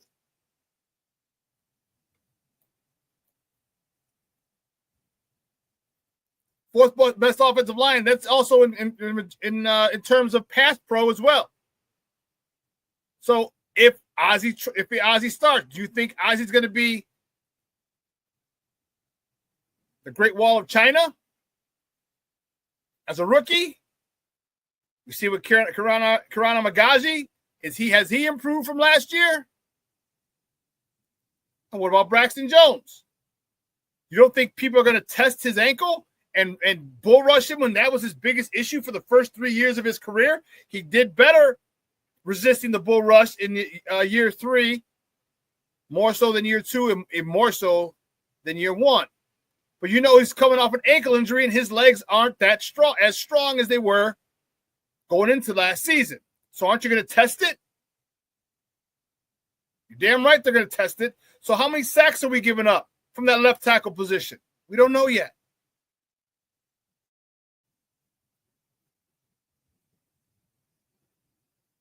So to put us there when there's a big question mark at left tackle is unrealistic to me. Now on this defense, I'm looking forward to this defense really going to work.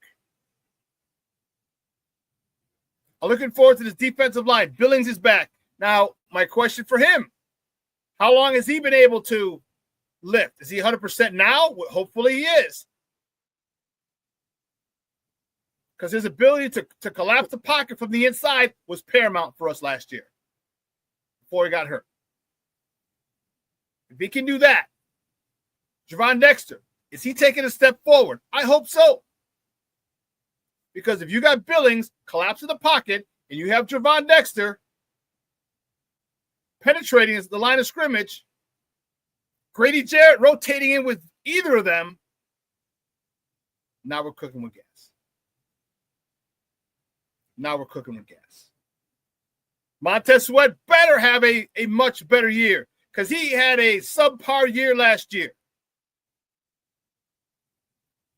I've told you, I just don't see that dog in him. I don't. I see a talented individual. I see a very talented individual. I don't see that dog in him. Here's a classic case where talent gets you a long way. Talent got you to the Redskins. Or, sorry, the Commanders. You're playing against a whole bunch of other talented, or with a whole bunch of other talented defensive ends. You had the kid from Ohio State with Justin Fields. What was his name? Chase. You had,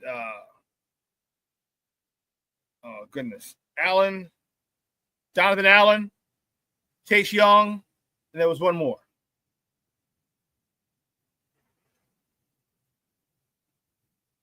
So you had other great guys to play with, so you were double teamed. You couldn't be double teamed. Now with Jonathan Allen, I can't remember the other guy. Chase Young is the other end. Jonathan Allen and the other defensive tackle, which was the really coveted one by other people. So there's no need for you to get double teamed, Montez Sweat.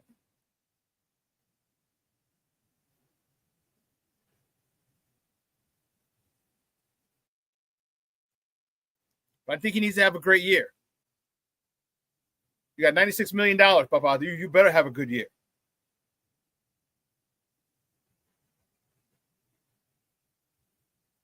Yes, Payne. What was his first name? Oh, goodness. I was going to say Deontay, but it's not Deontay Payne. It's Deron Payne. Deron Payne. Yes, very good. Thanks, Rick.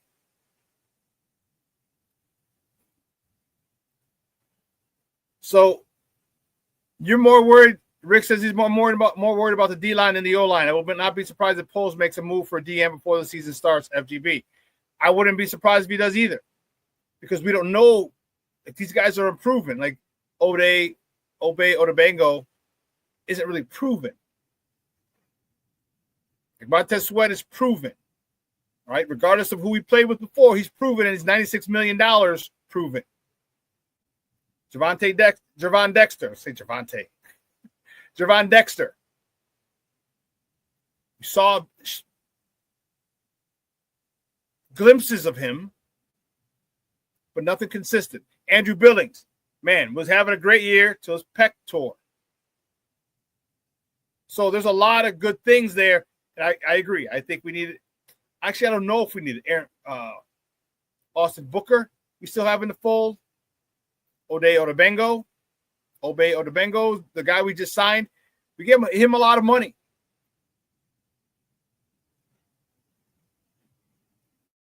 Agent gem. He could be. We don't know. We're going to find out, though. We're definitely going to find out. But even if Billings, it happened earlier on in the season, and so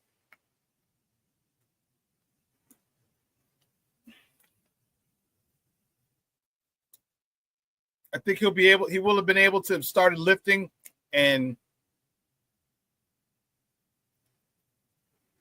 regaining his strength. That's what he needs, Billings.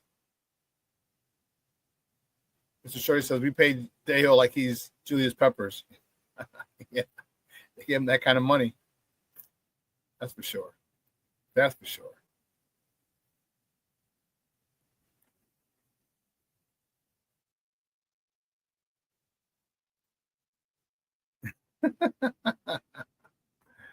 D-Rob is still on his team. FGB, the king of T-shirts and shorts. Well, apparently he's been opening some eyes in his T-shirts and shorts. I just got to open some eyes with the pads on.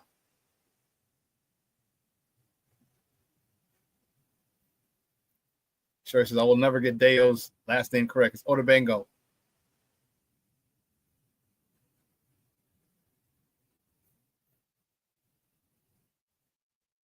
But then that linebacker position, the third linebacker,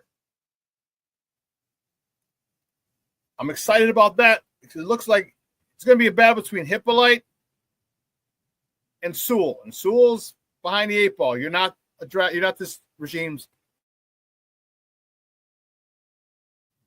You didn't get picked from this regime. You're a holdover from the previous regime.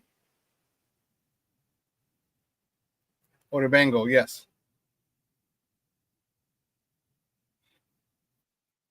Good, Shorty. Yep, that's it. It's about right. Odebango.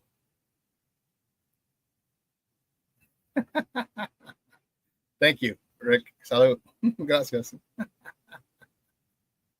He says, bless you, FGB. I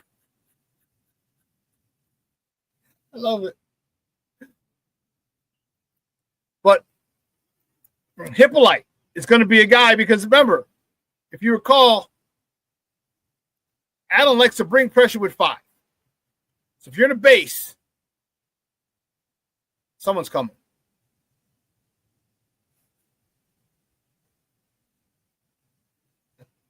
You're a damn fool. King Booker will say, come on, Shorty. It's Dale, play the banjo. You are a damn fool.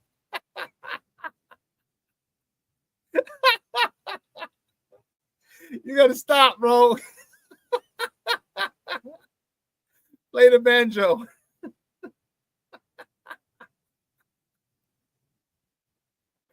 Oh, snap. King Booker World, you're on fire, man.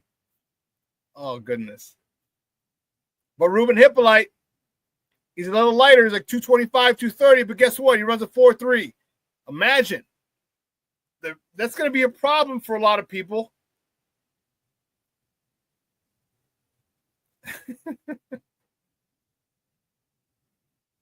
From now on, play the banjo. How you can disrespect my man's name like that, dog?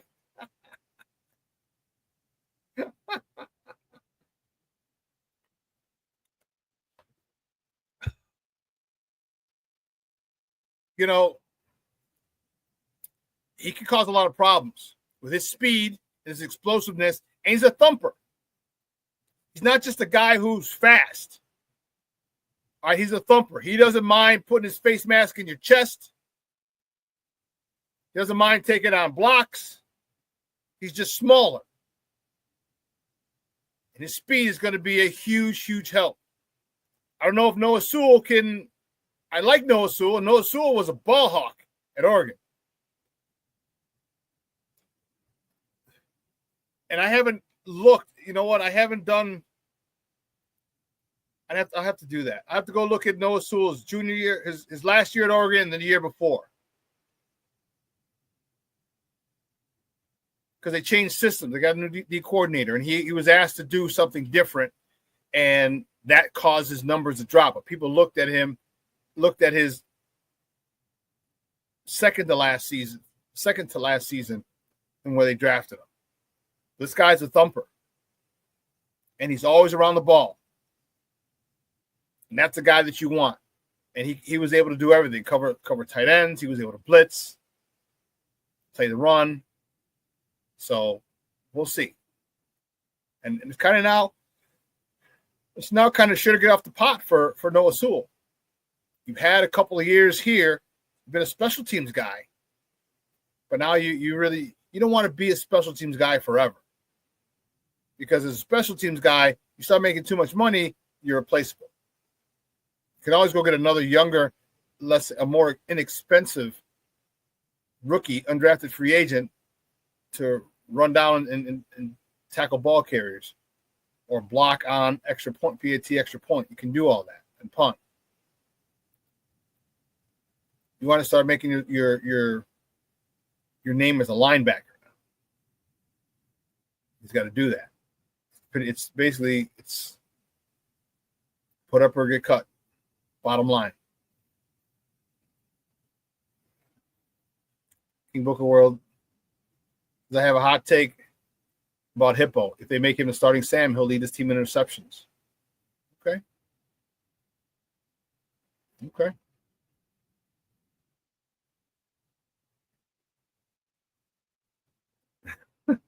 King Booker World also says, anyone see JonahJackson and Darnell Wright in the same room together? Somebody, daddy, got some explaining to do. They do look a lot alike. And they're going to be next to each other in the line, too. That's crazy. But there's not a lot I'm worried about this team.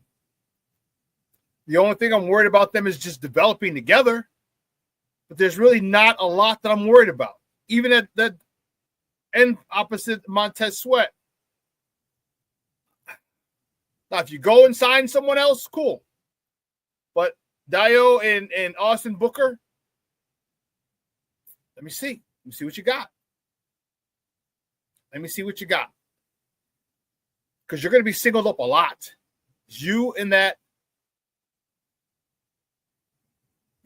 tackle are going to be singled up a lot. So can you beat those guys? Find out. But I think I'm not overly concerned. Yeah, I'd love to have a proven commodity with a lot of sacks, but we got a proven commodity on the other side. Montez Sweat, and he's not producing. He's not producing to the level that we'd like. Some of it is double team, but guess what? You said a $96 million contract, you're getting double team. Hate to break that to you. Hate to break that to you.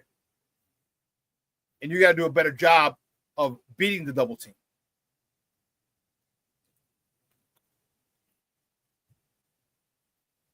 So, and this, again, here's where Gervon Dexter has to step up because they were able to man block him one-on-one. Double team. You want to double team Montez Sweat? Cool. But you had to double team Billings until Billings went out. So 4-3. You double team Billings, that's 2. One on Gervon, that's 3. One on Sweat, that's 4. One of the other defensive end, 5. You only got 5 offensive linemen. You got to force people to double team 2 people on the offensive line because that means you're gonna have to keep a tight end in, which is one less receiver out in the routes. So if Gervon Dexter has a step forward, and hopefully Andrew Billings is able to get back to his disruptive ways before the injury. Now when you got 2 guys double teamed in the middle, come on, man. There's going to be no reason that Montez Sweat shouldn't get double-digit sacks. None. Because what did I say? You have to earn the right to rush the passer. And if you're able to get penetration to stop the run, teams are going to have to double team you. If you're getting penetration up the middle with Gervon Dexter and Andrew Billings, they're going to have to double team both of them, which means they're going to have to keep a tight end in. And you want a tight end?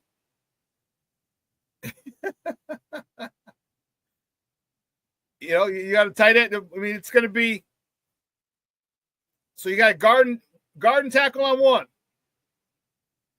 You got a guard and tackle on the other. Well, who's going to be blocking the defensive end? Montez Sweat, or the opposite end? More than likely, a tight end.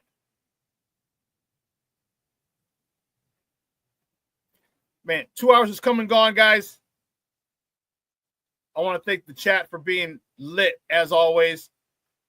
Rick, you're on fire. You're a fool. King Booker World, you're a fool. You guys have been hilarious today. You've been awesome. All right. I appreciate it. We'll replay this tonight at 6 o'clock, and we'll see you on Friday. Okay. Guys, have a phenomenal day. Like I always tell you, let your loved ones know you love them because tomorrow is promised to no one. Beautiful out here in the Shy if you get a chance. All right, it's a high of 85. Not too hot at all. Rooftops, patios, dinner, drinks, lunch, brunch. Get together with your peoples. Spend time with them. All right, make memories. And that's the thing that I'm telling you. Make memories. All right, many of us have, most of us, for over our 40s, 35 and 40, most of us have fewer days ahead of us than we have behind us. So let your loved ones know you love them because tomorrow is promised to no one. Guys, I'll see you on Friday. So everyone here at Sports Zone Chicago, I'm the boy, the SuperBack, Shawn Sierra, FGB, FCM, FAR, LC, BC. I'm out. Peace.